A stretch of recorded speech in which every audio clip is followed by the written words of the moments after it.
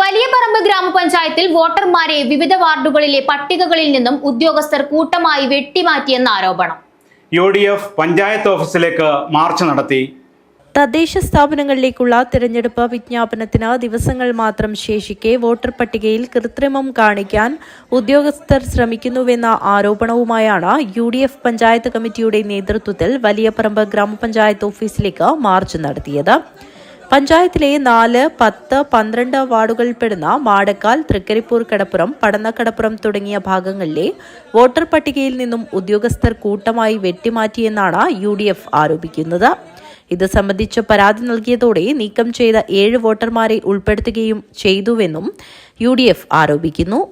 സംഭവം സംബന്ധിച്ച് കൂടുതൽ പരിശോധന നടത്തണമെന്നും കുറ്റക്കാരായ ഉദ്യോഗസ്ഥരെ മാറ്റി നിഷ്പക്ഷരായവരെ മാത്രം ചുമതല ഏൽപ്പിക്കണമെന്നും ഇവർ ആവശ്യപ്പെട്ടു.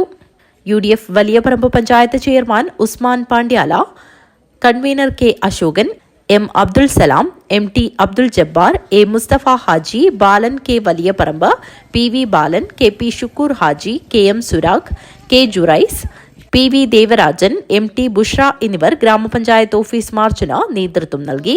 വിലപ്പോവില്ല, ഞങ്ങൾ ഇതിനെ ശക്തമായി എതിർക്കും, ഇതൊരു സൂചനാ സമരം മാത്രമാണ് എന്ന് സൂചിപ്പിച്ചുകൊണ്ട് ഇവിടെ ഈ സൂചനാ സമരത്തിൽ പങ്കെടുത്ത എല്ലാ നേതാക്കൾക്കും പ്രവർത്തകർക്കും ഒറ്റ വാക്കിൽ നന്ദി പറഞ്ഞുകൊണ്ട് ഈ സൂചനാ സമരം അവസാനിച്ചതായി കാണിക്കുന്നു.